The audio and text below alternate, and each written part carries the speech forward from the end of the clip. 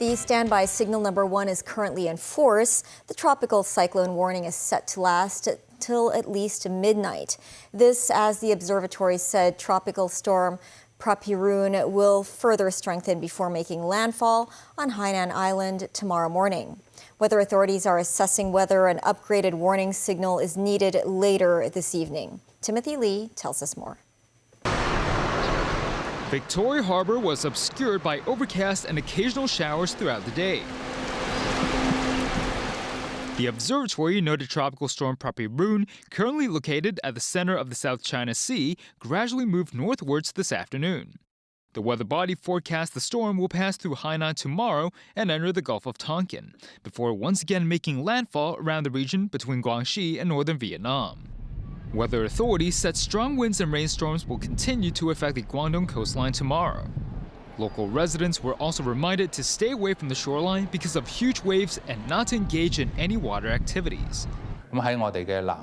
Senior Scientific Officer Yun Kwok Chung of the observatory said the city will continue to experience heavy rain as a result of a rain band developing in the south. Weather authorities are also assessing whether to issue a stronger tropical storm warning signal in accordance with changing weather conditions caused by Prapiroon. This as Tropical Storm Gye-mi, currently located in the northwest Pacific Ocean, is set to edge towards eastern Taiwan in the next few days, while the weather will remain hot throughout the middle of this week across southeast China. Meanwhile, there is a medium possibility of the tropical cyclone signal number 1 being upgraded to number 3 in Macau between tonight and tomorrow morning. Meteorological authorities there forecast the enclave will experience flooding of up to 0.3 meters tomorrow morning. Timothy Lee, TV News.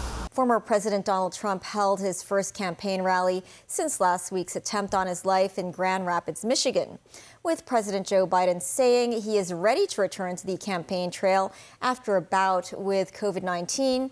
Trump is riding high after last week's Republican National Convention. Security was tight around the Van Andel Arena, with a heavy police presence at street corners and balconies. In Butler, Pennsylvania last week, a shooter was able to climb onto a rooftop and take shots at Trump before being killed by a Secret Service sniper. Nazvi Kareem has more. For someone who says he doesn't like to talk about last week's assassination attempt, Donald Trump could not help but talk about it. Indeed, it appears to be Trump's new rallying cry. Last week, I took a bullet for democracy. Replacing the conspicuous bandage over his right ear with a skin-tone patch, Trump whipped up a frenzy among thousands of his supporters at a campaign rally in Grand Rapids, Michigan, one of several crucial swing states that could decide November's presidential election, reminding them how close the would-be assassin's bullet in Butler, Pennsylvania, came to ending his life. Let me begin this evening with a very special thanks to Americans nationwide, including all of you here today, for your extraordinary outpouring of love and support in the wake of the horrific last Saturday event. And when you think of it, it was exactly 1 week ago today, almost to the hour, even to the minute.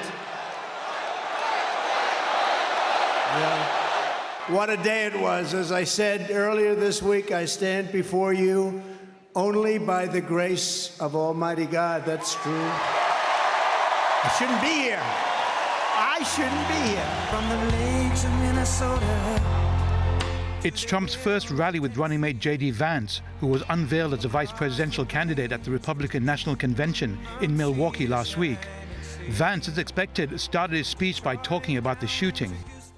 I find it hard to believe that a week ago, an assassin tried to take Donald Trump's life, and now we've got a hell of a crowd in Michigan to welcome him back on the campaign trail. Trump even joked about the incident, saying it was because he turned his head to look at a chart on his immigration policies that the bullet missed his head. So I owe immigration my life. It's true. It's true. Meanwhile, Trump's physician from his White House days, Texas Representative Ronnie Jackson, provided an update on the former president's health after the shooting. In a statement, he said the bullet came less than a quarter of an inch from entering his head and struck the top of his ear. He said it produced a 2-centimeter wide wound that extended down to the cartilaginous surface of the ear.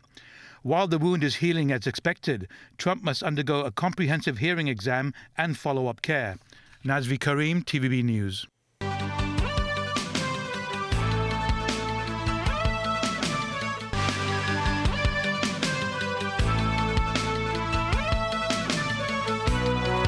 Israel also hit targets inside Lebanon. Hezbollah returned with rocket fire.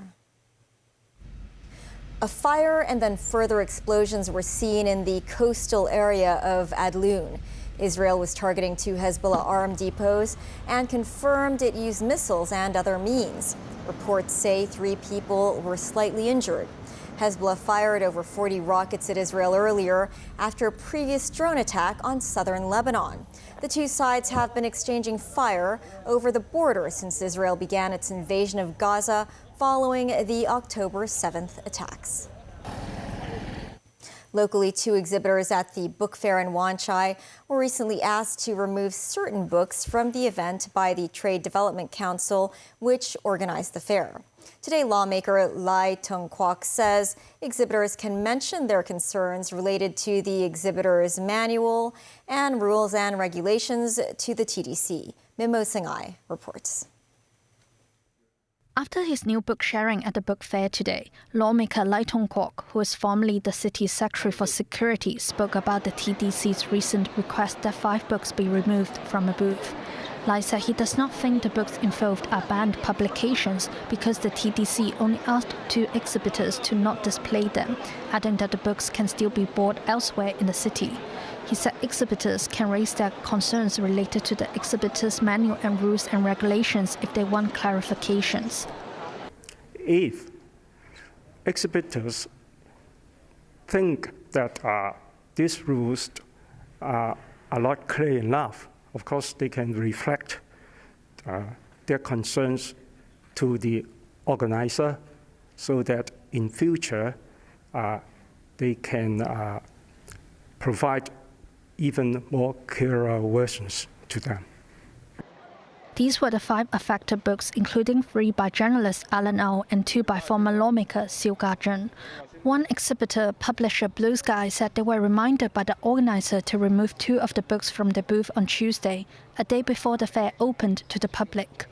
On Saturday afternoon, the publisher received another reminder asking them to pull down 3 other books by the 2 authors. At first, TDC said the contents of those books were sensitive. They later said they had received complaints, the exhibitor said. He said the definition of sensitivity is ambiguous, making it difficult for exhibitors to do business. The exhibitor said they will take down 4 of the books and keep Alan Au's book about Hong Kong travelling on the shelf. In response to the matter, the TDC said they had informed the exhibitors that they must comply with the exhibitor's manual and rules and regulations and laws such as the Hong Kong National Security Law and the Safeguarding National Security Ordinance. The TDC said they will handle any issue in accordance with the established procedures if complaints related to suspected violations of the rules and regulations are received. Mims 9, TVB News. Citybus said it hopes the government will approve its plan to reintroduce retired buses into public service with the aim of turning them into tourist attractions. The bus company currently owns 8 classic buses, including the recently restored Leyland Olympian, which primarily served the Sha Tin community during the 1990s.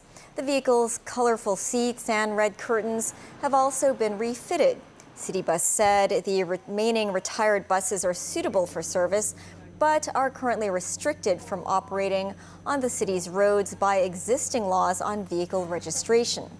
It hopes authorities will find a solution to permit the classic fleet to be back on Hong Kong streets as soon as possible. That is the news. Thanks for watching. Bye for now.